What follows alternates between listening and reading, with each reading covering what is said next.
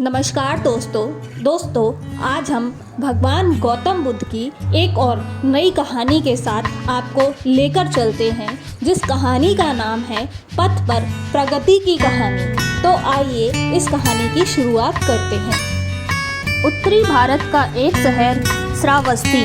वह शहर भगवान बुद्ध के लिए एक महान संसाधन केंद्र था।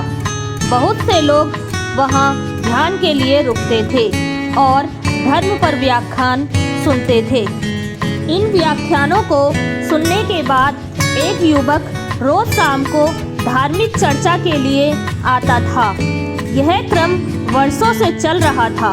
वे नियमित रूप से बुद्ध के प्रवचन सुनते थे, लेकिन उन्होंने इसे कभी अपने जीवन में नहीं उतारा। कुछ वर्षों के बाद एक बार यह युवक व्याख्यान के लिए सब लोगों से पहले आया। तब बुद्ध अकेले बैठे थे। फिर वह बुद्ध से मिला और बोला, गुरुवर्य, एक सवाल मुझे लगातार परेशान कर रहा है और मेरे मन में संदेह पैदा कर रहा है। तब भगवान बुद्ध बोले कि धर्म के मार्ग पर चलते हुए किसी भी प्रकार का संशय व्यर्थ है, उसे दूर करें। आपके पास क्या सवाल है? वह बोला, गुरुवर्य, मैं आपके व्याख्यान में कई वर्षों से आ रहा हूँ। मैं देखता हूँ कि हमारे आसपास अनेक साधु संत, भिक्षाणुआ और बड़ी संख्या में संसारिक स्त्री पुरुष आते हैं। मैं उन्हें सालों से देख रहा हूँ। कुछ साधकों ने इस रास्ते पर बहुत प्रगति की है। मैं स्वयं देखता हूँ कि उनमें से कुछ को निर्वाण की भी अनुभूति हुई है। हालांकि कुछ लोगों को निर्वाण का एहसास नहीं हुआ है, लेकिन उनके जीवन में काफी बदलाव आया है। और गुरुवर्य, साथ ही मैं ऐसे बहुत से लोगों को देखता हूँ जो बिल्कुल भी नहीं बदले हैं। मैं उनमें शामिल हूँ। इनमें से कुछ तो काफी जर्जर नजर आ रहे हैं। उनमें कुछ भी नहीं बदला है या बदलाव के कोई संकेत नहीं है। गुरुवर्य, ऐसा क्यों हो रहा है?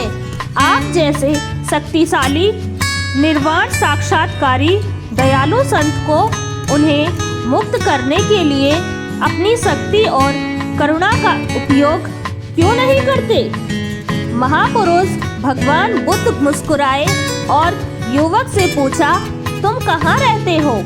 आपका मूल गांव कौन सा है? गुरुवर्य, मैं इस कौशल साम्राज्य की राजधानी श्रावस्ती में रहता हूँ। युवक बोला, परंतु देखने में हमें यह नहीं लगता कि तुम इस क्षेत्र के निवासी हो। तुम तो मूल्य रूप से कहाँ के हो? भगवान बुद्ध ने युवक को पूछा। गुरुवर्य, मैं मूल रूप से मगध देश की राजधानी राजगिरी का रहने वाला हूँ।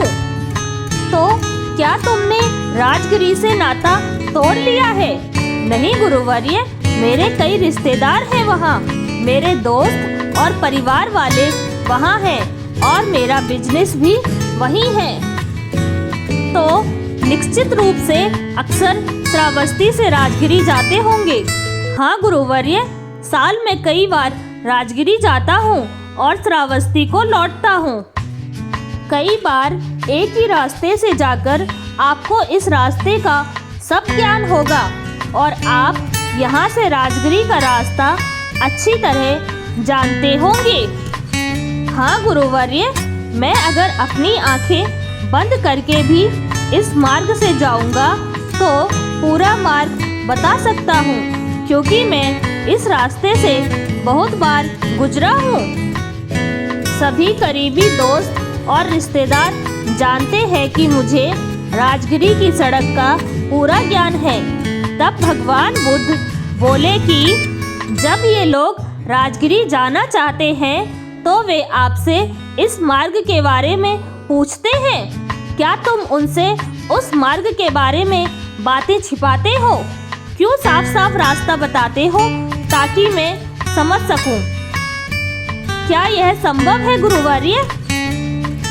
मैं उसे स्पष्ट रूप से समझाता हूँ कि पूर्व की ओर चलना शुरू किया और गया पहुँचने के लिए आगे बढ़े, और यह भी कि आप बहुत ही सरल और समझने योग्य शब्दों में राजगिरी जाएंगे।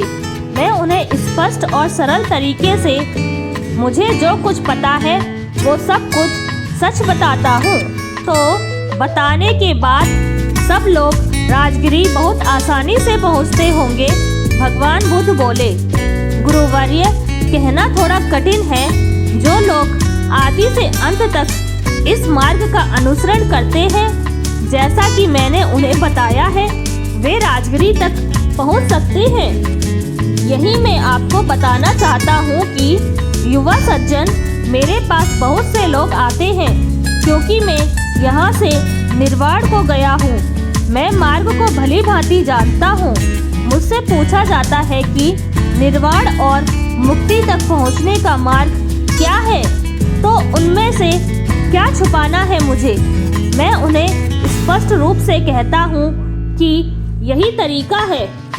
अगर कोई सिर्फ अपना सिर हिलाता है और कहता है, बढ़िया, बहुत अच्छा, बहुत ही फायदेमंद तरीका है, बहुत बढ़िया तरीका, लेकिन मैं उस पर एक कदम भी नहीं चलूँगा, इस पर चलने में परेशानी नहीं होगी, तो ऐसे लोग इस लक्ष्य को कैसे प्राप्त कर सकते हैं। मैं इस अंतिम लक्ष्य तक किसी को अपने कंधों पर नहीं ले जा सकता। कोई किसी को अपने कंधों पर उठाकर अंतिम लक्ष्य तक नहीं ले जा सकता। बड़े प्रेम और करुणा से कोई कह सकता है, हाँ, यही मार्ग है, और इस प्रकार मैं इस पथ पर चला। आप भी इस पथ पर चलिए, इसका पालन करें और आप निश्चित रूप से अंतिम लक्ष्य तक पहुंच जाएंगे। प्रत्येक मनुष्य को इस मार्ग पर स्वयं चलना चाहिए, एक कदम उठाना चाहिए। जो लोग इस रास्ते पर एक कदम बढ़ाते हैं, वे अपने लक्ष्य के एक कदम और करीब होते हैं। जो लोग इस रास्ते पर 100 कदम आगे बढ़ाते हैं, वे इस लक्ष्य के 100 कदम करीब होते हैं। जो इस पूरे रास्ते पर चलते हैं, वे अंतिम लक्ष्य तक पहुंच जाते हैं। सबसे अहम बात यह है कि इस रास्ते पर आपको खुद चलना होगा, आपको किसी की कृपा नहीं मिल सकती। भगवान बुद्ध बोले, पीड़ा का स्रोत हमारे भीतर है, सबके भीतर है। जब हमें अपने बारे में सच्चा ज्ञान हो जाता है, तो दुखों की समस्या का समाधान भी हमारी दृष्टि में आ जाता है। इसलिए सभी ऋषि मुनि हमें स्वयं को समझने की सलाह देते हैं। वास्तविकता यह है कि हमें अपने वास्तविक स्वरूप को समझने से शुरुआत करनी चाहिए, जिसके बिना हम कभी भी अपनी या दूसरों की समस्याओं का समाधान नहीं कर पाएंगे। लेकिन वास्तव में हम अपने बारे में कितना जानते हैं? हम में से प्रत्येक अपने स्वयं के महत्व, अपनी विशिष्टता के प्रति आश्वस्त है, लेकिन यह आत्मज्ञान सतही है। आप वास्तव में अपने आप को बिल्कुल नहीं जानते हैं। भगवान बुद्ध ने अपनी प्रकृति का अध्ययन करके मानव अस्तित्व की खोज की। सभी पूर्व अभ्यासों को छोड़कर उन्होंने आत्म अनुसंधान किया, अपने भीतर के सत्य को खोजा। तब उन्होंने महसूस किया कि हर कोई भौतिक है। जीव 5 भागों से बना है, उसमें से 4 मानसिक और 1 भौतिक पदार्थ है। पहले हम भौतिक पक्ष से शुरू करते हैं। यह हमारा एक बहुत ही स्वाभाविक और मूर्त हिस्सा है। यह किसी भी इंद्रिय अंगों को त्वरित धारणा प्रदान करता है। सुख के पद के अंतिम लक्ष्य की ओर खुद को ही उस पथ पर चलना होगा। यहीं पर इस प्यारी सी गौतम बुद्ध की कहानी का अंत होता है।